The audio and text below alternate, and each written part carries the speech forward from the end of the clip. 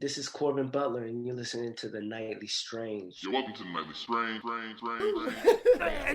Yo, welcome to the Nightly Strange, ladies and gentlemen. I'm your host, D-Mac Uno, live and direct from my mama's basement.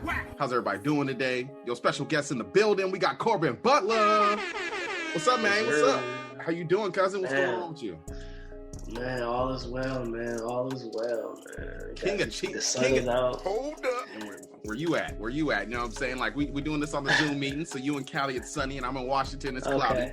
How we do it? So, first of all, man, you the king of Chino Hill. How did you get the promotion ship from Soulja Boy and LeVar Ball?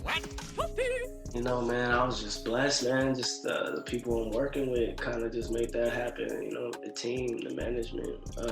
I just woke up one day and seeing that was the play, and I was just like, damn, like, hey, that was cool. You know, I guess we got some mutual folks or whatever, but we just made that happen, and it was a beautiful look. You know, it was a great stamp, perfect stamps. Yeah. You've been putting in work for a while, man. So why did you change your name from Young Moore? Well, so Young Moores was actually like a side project that I did with my boy Beatnet. So we were working with some people. We had some investors, and we were trying to get more investors. And back then, you know, that was like, at that point, I'm at Howard University, and like, you know, just learning so much about, you know, blackness and history. And so I was obsessed with like Moorish history and what the Moors had done in regards to just like, you know, just, you know, coming through Spain and just giving game to Europe, just giving hella game. And these were, you know, the whole game to him, you know what I'm saying? Like the whole game.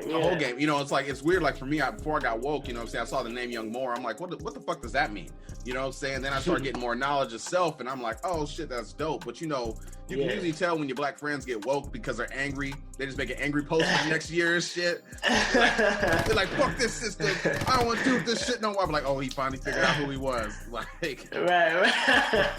Yeah. So it was some shit like that, you know. And that was early, you feel me? Like that was, you know, we had a song called More Life, and I don't even know what year that was, bro. Like that was a while ago. That was 20 shit. I don't even know, bro. 2013 maybe. 2014. Yeah, see, for me it's like I keep skipping.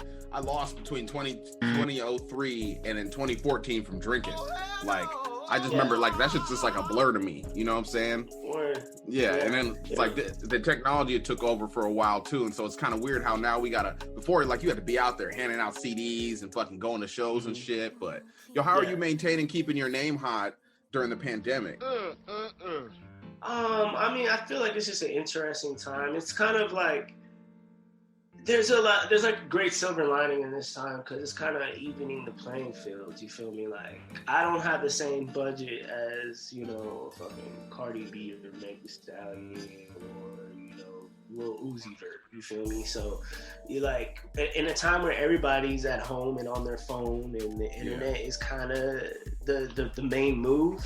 It's kind of evening the playing field. So, you know, I just been taking the opportunity just to, you know, to do what I can that's in my power, to put out as much content as possible. You know, I put out like 4 EPs in 2020, some singles, and like I plan to just keep the same type of tenacity in 21. And you know, I really don't, that's all I know really. I make good music, you know. I'm working on for you know, further branding myself, but I can make the music, and that's in my control. So like that's really, you know, been the game plan for me. How much promotion do you got to put into your work after you make the album?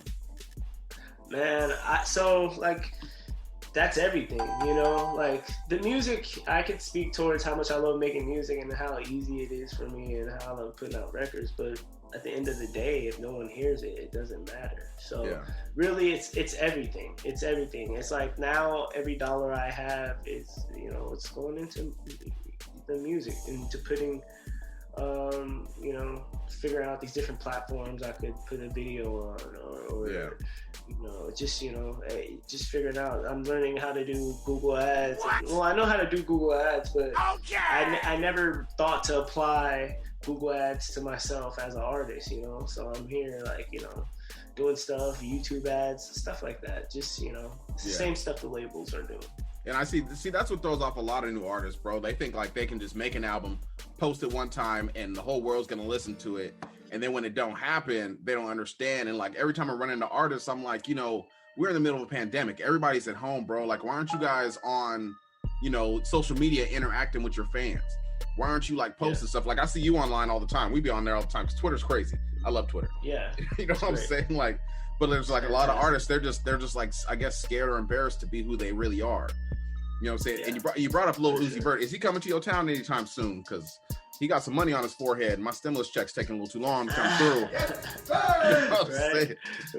I'm gonna get that motherfucker. So I see you're a Clippers fan and shit. You know, it's crazy. Like when they sold the Supersonics, I was like, fuck, you know what I'm saying? I ain't got no team no more. So I decided I'm gonna pick the worst team in the NBA, and at the time it was the Clippers. Really, nigga? You know what I'm saying? Okay. Yeah, so I was a Clippers fan for a minute, man, and now they're all good. So I'm like, I don't even know who I want to root for. I want to root for LeBron because I like LeBron because they hate him so much. Think about it, nigga. Nah, man, that's not the. See, I think you need to come back over to the Clippers because we are still the underdogs. And I'm surprised to hear you say that because, like, I feel like everywhere I go, people hate the Clippers. We're number 2 right now.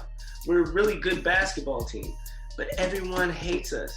I'd be surprised. I don't know too many Clipper fans. The Clipper fans I know are Clipper fans, had been Clipper fans for years. Yeah. Like, kind of like on some shit you were talking about. That's kind of why I started tapping into the Clippers because it was like, you know, I'm just a natural underdog. Like, you feel me? Like, so, you know, and we used to be good. So you can say, you know, we used to be good back when, you know, we had, you know, Q Rich and Darius Miles and you know, like that era of Clippers, like you would have thought that we would have done something, but we were just like good for no reason, you know. So it's like we maintain a status of being an underdog. So I remember you should come back to the Clippers. I remember the Lakers. The Lakers are obnoxious. They're assholes. That brand of team, like, you mean Laker fans, they're all like.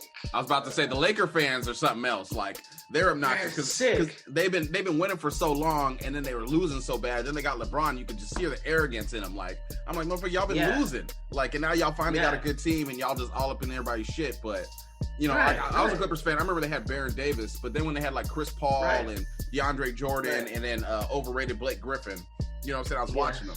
Like, Blake Griffin's, like, mad overrated. That boy is good. Yeah, well, hey, you know, especially now he's showing his true colors. But, you know, I mean, you know, I'm not going to call him overrated, man. Like, he just caught some bad breaks health-wise. I think he's one of my favorite. He was one of my favorite Clippers. So I'm not going to call him overrated, man. Like, he received a lot of hate, man. He jumped over that Kia. Yeah, but he ain't the first one to jump over a car. You know, all the dunks he did, everyone's like... a Kia. Yeah, okay. All the dunks he did, though, I've seen him. Like, I mean, I guess when you got to live in a time of Vince Carter, you know, it's like, what can you do to more to impress me? That part. You know what I'm saying? Vince Carter put his arm in a rim and then looked at everybody like, do that.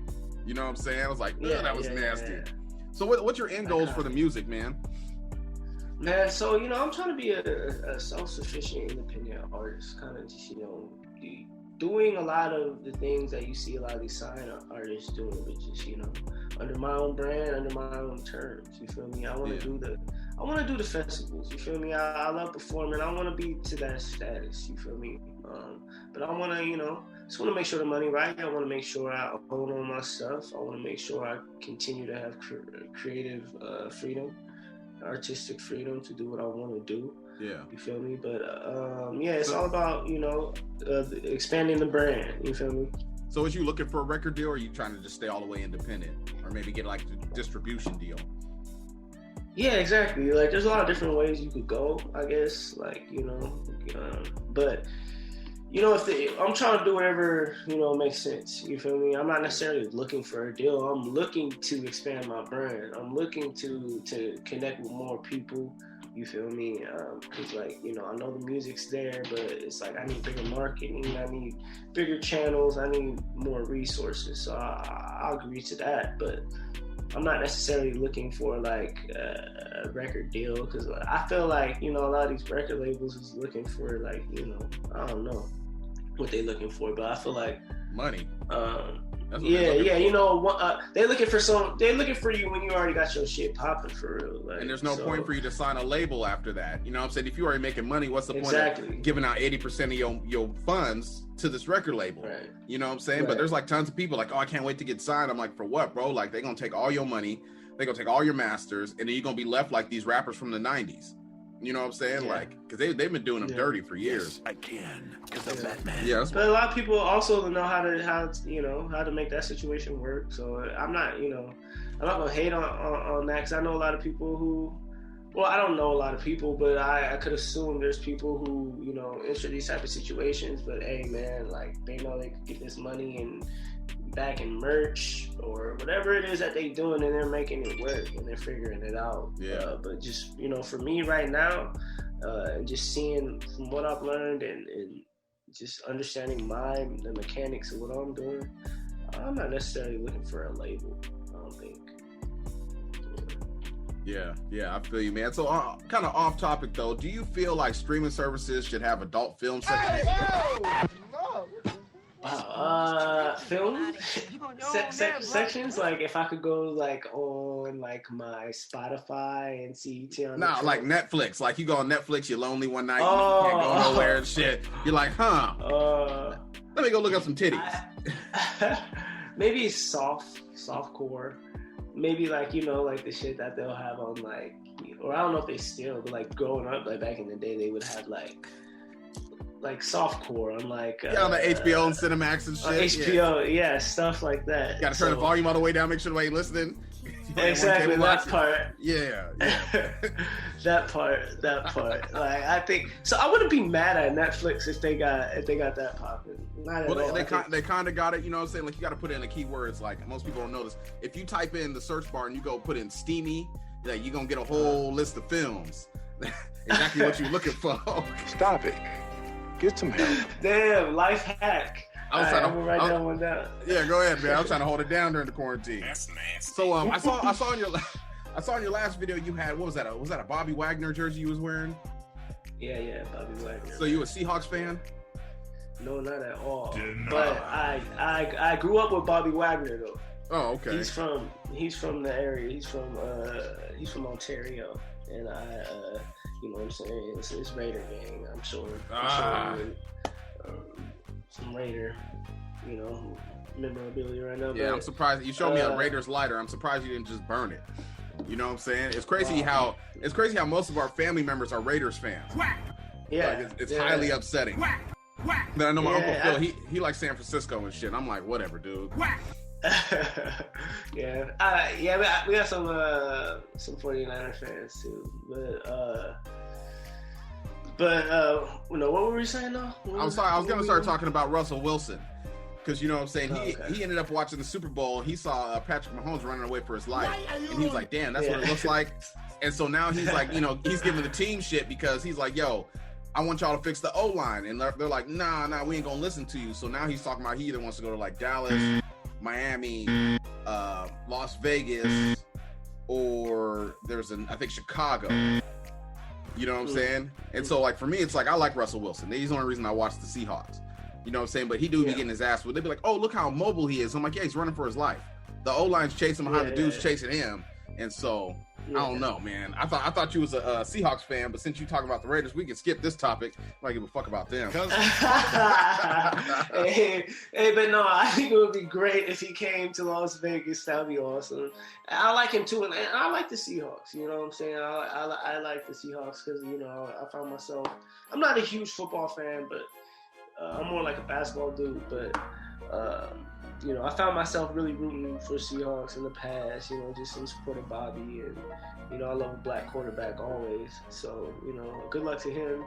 But that would be sad to see, kind of like, you know, well, they got to do something as we know it.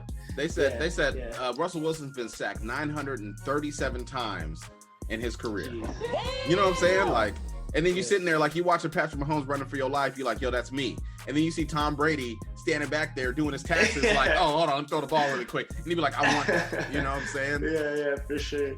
So who do you think's gonna win the NBA Finals, and why do you think it's gonna be the Lakers?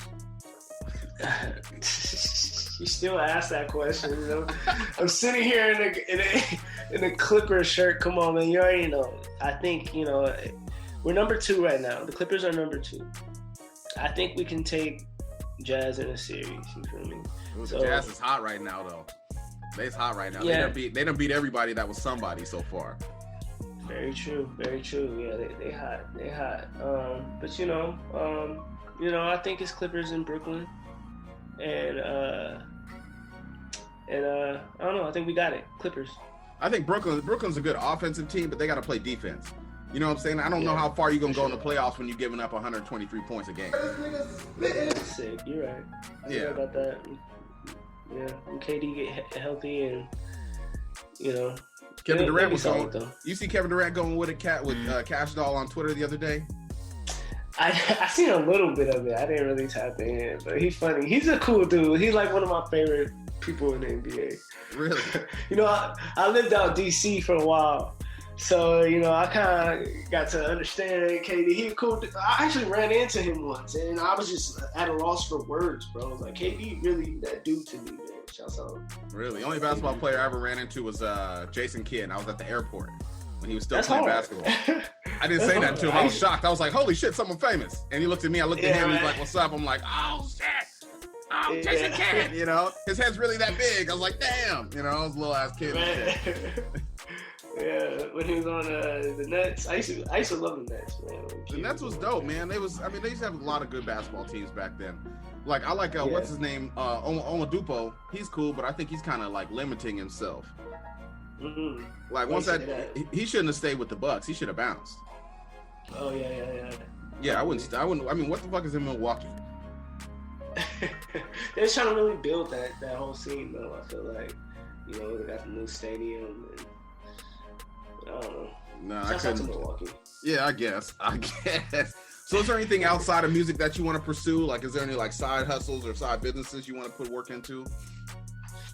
So I'm like working on some merch right now. I want to go heavy on merch. I'll make that a focal part of what I'm doing. Cause you know, I'm not like some fashion guy, but like, you feel me? Like I like to, you know, step out, be a little fresh, and I think I could provide some pieces through my merch that would not only, you know, be like, you know, good Corbin branding, but also good lifestyle gear for anybody who's just trying to step out and be fly, you feel me? Yeah, you ain't trying to make those Kanye silly string Spider-Man shoes? Yeah, no, we good. Look like he sprayed some silly string on some sneakers and was like, Eureka. Yeah. There we go right there. I ain't gonna hold you. There's a couple of Yeezys I've seen. I'm like, I might be able to rock those like with the right pair. You know, I might be able to. Yeah, you feel me? I might be able to. Only shoes I rock are Reeboks, bro. And then Master P's about to buy them and fuck them up. I mean, I'm still gonna support them, but like, you know, I can get a pair of Reeboks for like $40. Cause I ain't into buying those shoes over $100. That don't make no sense to me. Like unless they got rockets in the bottom of them, or I can click my heels together and like a super suit comes out. I don't want them bitches. That don't make no sense. Like you pay $200 for some shoes and then you put them on the ground and get them dirty instantly. Hey man, I think it's just a part of the, you know, some of us black folk, we just like we like being geeky, like we like being, you know, fly, like, you know, like I think that's just. I don't know. I gotta have some on my shoes. You feel me? Nah, for me, it's like it's weird. Like I used to go out and meet girls before the COVID, and I'd be in the club and they look at me right in the eyes, right? Then they look straight at my shoes, and I'd be like, "Bitch," you know what I'm saying? Like, bro, that's what I'm saying. That's what I'm saying, bro. You gotta get some. Yeah, we gonna get you right, bro. We gonna get some shoes, Nikes. Bro. I bought a pair of British Knights. You know what I'm saying? Recently. Like an old pair of British like gangbanger shoes. They used to be. You know what's crazy? It's like old gangbangers and like older people be like, they'd be like, "Cause those British Knights." I'm like, yeah. You know what I'm saying? It works, but it's like I don't want a girl to look at my shoes and be like, okay, I want to fuck with him because of his shoes. You know what I'm saying? Because like we can walk outside the club and I got a Dodge Charger and I live in a big ass house. You know what I'm saying? Like I don't want no gold digging. Yeah, no, true.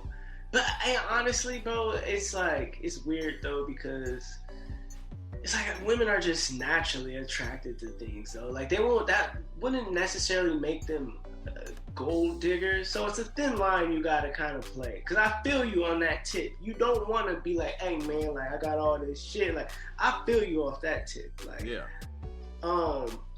But like certain things in areas that we can control, I feel like I understand. Like like my cousin, and I got a cousin, and he'd be buying like, he be trying to cash out on all these crazy cars. Like he'll hit these licks and get like all this money, and then he'll be like, he'll spend all the money on a car, and I'm like, bro, like no, like let's get your shit together. Like get you, like stay down. You feel me? Get you a chill little something to drive. You feel me? I ain't saying get the beater or nothing. Get you something chill, bro. You ain't gotta get the flashy whoop-de-whoop. But at the end of the day, when I reflect, I'll be like, hey man, that's what makes that man happy. That's what gives that man confidence. That's what enables. That's what he can control. You feel me? He buy that car. If he good with a car, that give him the confidence to go out and get that better job or whatever it may be. So I mean,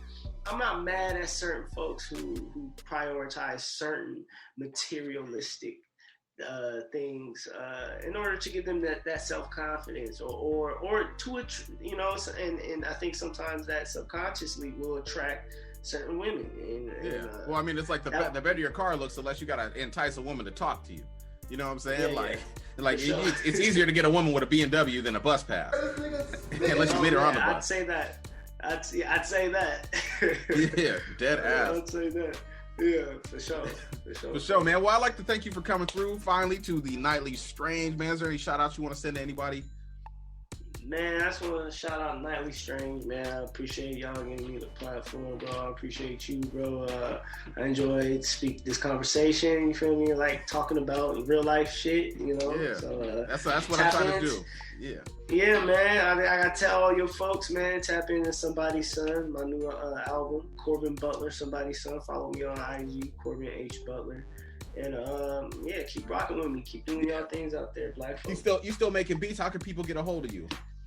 Oh man, yeah. So I still make beats. Hit me up on Instagram.